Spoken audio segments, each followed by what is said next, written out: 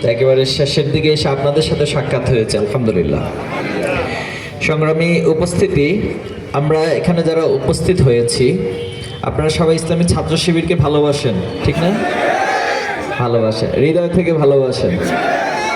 আমরা যদি একটু দেখি ছাত্র শিবিরকে কেন এই ভালোবাসা, সেই 1977 সাল থেকে শুরু করে আজকের এই দিন পর্যন্ত ইসলামী ছাত্র শিবির বাংলাদেশের ছাত্রদেরকে সৎ, দক্ষ, দেশপ্রেমিক এবং আদর্শ সন্তান হিসেবে, আদর্শ নাগরিক হিসেবে গড়ে তোলার জন্য আপ্রাণ প্রচেষ্টা চালিয়ে যাচ্ছে।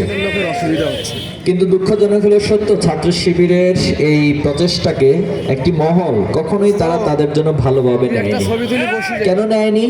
কারণ তারা জানে ছাত্র শিবির যদি ভালো মানুষ সমাজে তৈরি করে তাহলে তাদের যে অপকর্ম রয়েছে, তাদের যে অন্যায় রয়েছে, তাদের যে জুলুমতন্ত্র রয়েছে, তাদের যে অন্যায় অশ্লীলতা রয়েছে, বেহায়াপনা রয়েছে, এগুলো সমাজে তারা চালাতে পারবে না।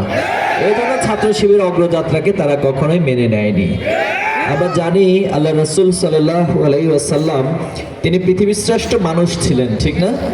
পৃথিবীর শ্রেষ্ঠ মানুষ ছিলেন এবং জাহেলিয়াতময় সে সমাজে আল্লাহ সাল্লাল্লাহু আলাইহি সাল্লামকে মক্কার সে মানুষগুলোই যারা কুফরিতে লিপ্ত ছিল, যারা শিরকে লিপ্ত ছিল, তারাই আল্লাহ রাসূল সাল্লাল্লাহু আলাইহি সাল্লামকে আলামিন উপাধি দিয়েছিলেন যে আপনি আমাদের মধ্যে সবচেয়ে সম্মানিত শ্রেষ্ঠ মানুষ।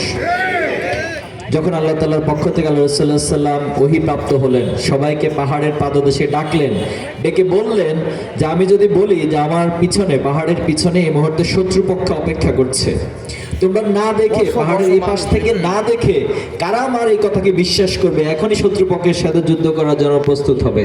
সকলে উপস্থিতি একযোগে বলেছিল হ্যাঁ, আমরা আপনার এই কথাকে বিশ্বাস করছি এবং আমরা স্বীকৃতি দিচ্ছি আপনি অবশ্যই সত্য কথা বলছেন। বলা হলো কেন? বলা হলো এই জন্য যে আমরা অতীতে কখনো আপনাকে কোনো অন্যায় কাজে দেখিনি, আমরা কোনো অশ্লীল কাজে আপনাকে পাইনি, আমরা কখনো অতীতে আপনাকে মিথ্যা কথা বলতে দেখিনি। এই জন্য অবশ্যই আপনি যা বলেছেন আমরা সত্যায়ন করছি।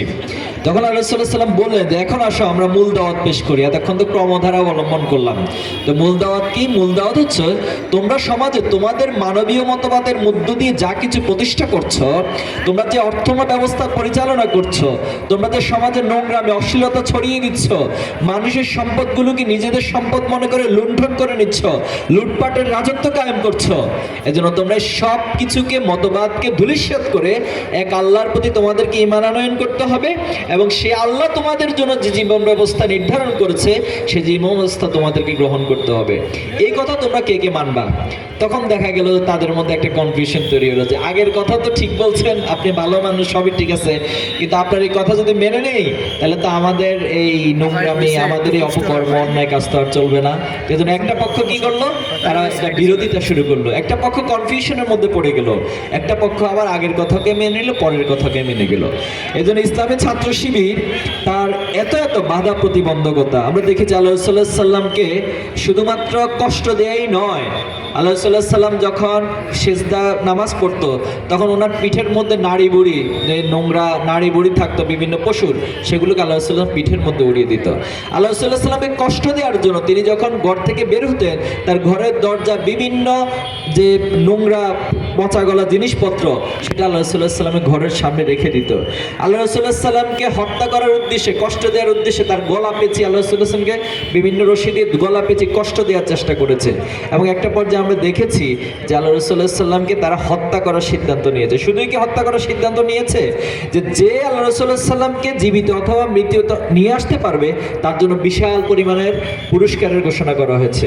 আল্লাহ সাল্লাল্লাহু আলাইহি সাল্লাম সেই মুহূর্তে আল্লাহর নির্দেশে মক্কা থেকে মদিনায় হিজরত করেছেন এবং সেই মদিনায় আল্লাহ রাসূলুল্লাহ সাল্লাল্লাহু আলাইহি সাল্লাম যখন বিজয় বেশে আসলেন তখন আল্লাহর পক্ষ থেকে ঘোষণা করা হলো, ইজা জাআ নাসরুল্লাহি ওয়াল ফাতহ ওয়া রাআইতান নাসা ইয়াদখুলুনা ফি দীনিল্লাহি আফওয়াজা ফাসাব্বিহ বিহামদি রাব্বিকা ওয়াস্তাগফির ইন্নাহু কানা তাওয়াবা। যে আজকে যে বিজয় এসেছে, আজকে যে মানুষ দলে দলে আপনার কাতারে শামিল হচ্ছে, আজকে ছাত্র শিবিরের প্রেক্ষাপটে যদি আমরা চিন্তা করি, আমাদের এত এত শাহাদাত, এত এত গুমের ঘটনা ঘটেছে, আমাদের অনেক ভাইয়ের চোখ হারিয়েছে, পা হারিয়েছে, অঙ্গ প্রত্যঙ্গ হারিয়েছে, অনেক ভাইদেরকে করম নির্যাতন করা হয়েছে, রিমান্ডের নামে তাদেরকে দীর্ঘদিন যাবত নির্যাতন করা হয়েছে।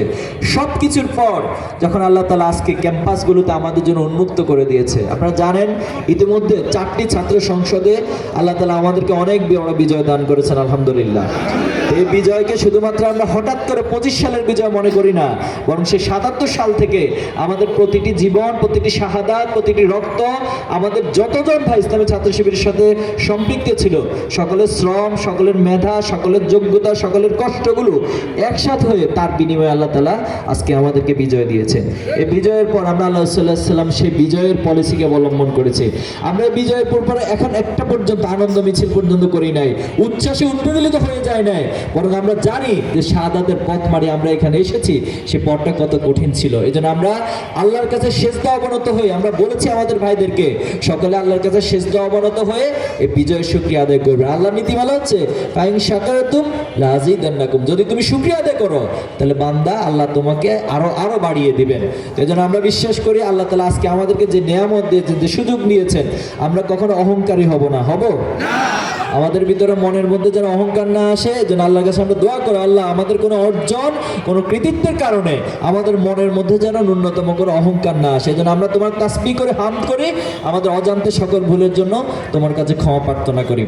এখন আসেন 2024 জুলাই আগস্টে যা হয়েছে সেটা তো আপনারা দেখেছেন, সবাই আমরা সাক্ষী।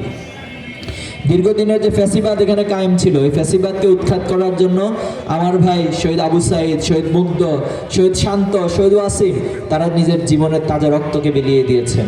সেদিন আমরাও মাঠে ছিলাম, আপনারাও মাঠে ছিলেন, প্রত্যেকের ভিতরে শাহাদাতের তামান্না পোষণ করেছিলাম আমরা, ঠিক না?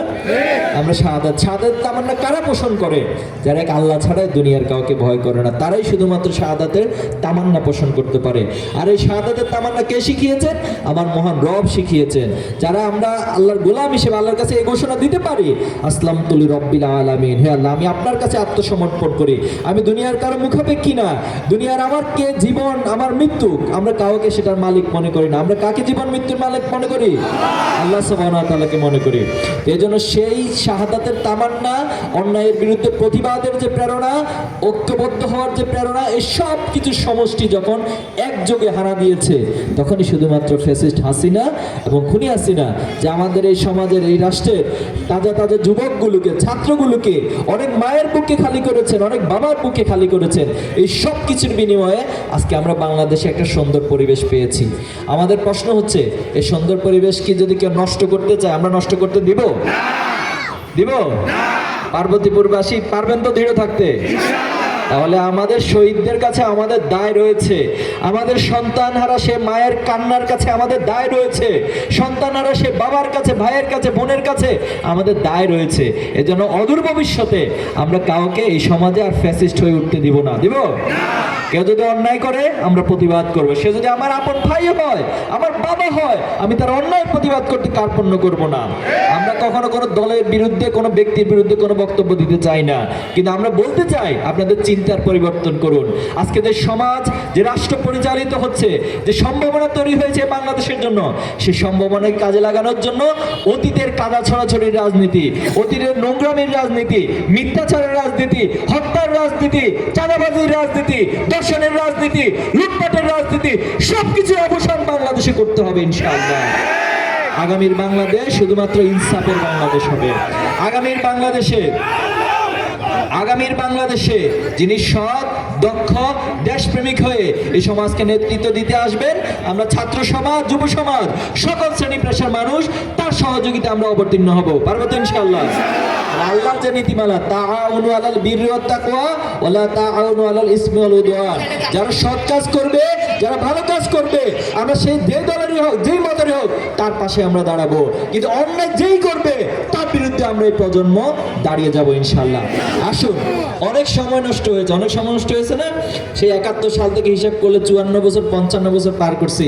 এই এত বছর পর এই রাষ্ট্রটা পৃথিবীর বুকে অনেক সমৃদ্ধশালী, অনেক সম্মানের একটা রাষ্ট্র হওয়ার কথা ছিল, কিন্তু এখন আমাদেরকে থার্ড ওয়ার্ল্ড কান্ট্রির একটা ছোট্ট দরিদ্র, আমাদেরকে গরিব দেশ হিসেবে ট্রিট করে। অথচ আমাদের সমাজে এত সম্পদ, এর মানুষগুলো এত কষ্ট করে। শুধুমাত্র 15 বছরে, গত 15 বছরে হাসিনা এই বাংলাদেশ থেকে 28.5 লক্ষ কোটি টাকা পাচার করছে। এ টাকা কার? তার বাবার টাকা, তার বাবা রেখে গেছিল তার জন্য। কার টাকা পাচার করছে? আপনার টাকা, আমার টাকা, আমার সেই শ্রমিকের টাকা, রিক্সা চালকের টাকা, সিএনজি চালকের টাকা, সেখানে যারা শ্রমিক সারাদিন শ্রম দেয়, কৃষকের টাকা, তাদের এই কষ্ট অর্জিত টাকাগুলো রাষ্ট্রের ট্যাক্সের মাধ্যমে, বিভিন্ন লুটপাটের মাধ্যমে, দুর্নীতির মাধ্যমে তারা নিজেদের সম্পদের পাহাড় করছে। এজন্য অতীতে আমরা এই ধরনের দুর্নীতিবাজ আর এই লুটপাটের যারা নেতা, তাদেরকে আমরা এই সমাজ আর দেখতে চাই না। চাই? তাহলে আমরা পারবো ইনশাল্লাহ আমাদের সঠিক নেতৃত্ব খুঁজে নিতে। আমরা আমাদের সঠিক নেতৃত্ব খুঁজে নিব। আপনার ভোট আপনার জন্য আমানত। এই আমানত দিয়ে আপনি নির্ধারণ করবেন আগামীর বাংলাদেশ কেমন হবে।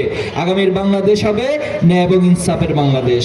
আগামীর বাংলাদেশ হবে দিনের বাংলাদেশ, সত্যের বাংলাদেশ, মাজলুমহীন বাংলাদেশ। আগামী বাংলাদেশে কোনো ধরনের বেকারত্ব থাকবে না, কোনো ধরনের মানুষের কষ্ট থাকবে না, মানুষের অশান্তি থাকবে না। সকল কিছুর দায় দায়িত্ব যারা নেতা নির্বাচিত হবে তাদেরকে নিতে হবে। আপনার ওমর রাদিয়াল্লাহু তাআলার শাসন আমলের কথা মনে আছে? মনে আছে। তিনি কি করতেন? তিনি রাতের বেলা বের হয়ে যেতেন, দেখতেন কে কষ্টে আছে, কে সমাজে কিভাবে নিগৃহীত হচ্ছে, তাদের সেই কষ্টগুলো, তাদের যে প্রয়োজনগুলো, তাদের সেই অধিকারগুলো তিনি নিজে তাদের হাতে পৌঁছে দিতেন। এমন নেতা আমরা ইনশাআল্লাহ আগামী দিনে নির্বাচন করবেন। আল্লাহ আমাদেরকে তৌফিক দান করে। আমিন। আপনাদের সবাইকে অনেক অনেক ধন্যবাদ। ইনশাআল্লাহ আমাদের দেখা হবে আবার। কোথায় হবে? বিজয়ের মাঠে আমাদের আবার দেখা হবে ইনশাআল্লাহ। নাসরুম মিনাল্লাহি ওয়া ফাতহুন কারীব ওয়া বাশশিরিল মুমিনিন। আসসালামু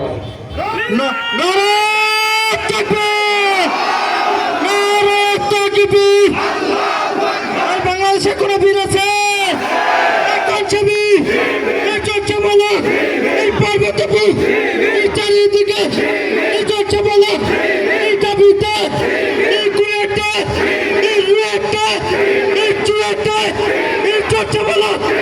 নারায়ে তাকবীর, নারায়ে তাকবীর, নারায়ে তাকবীর।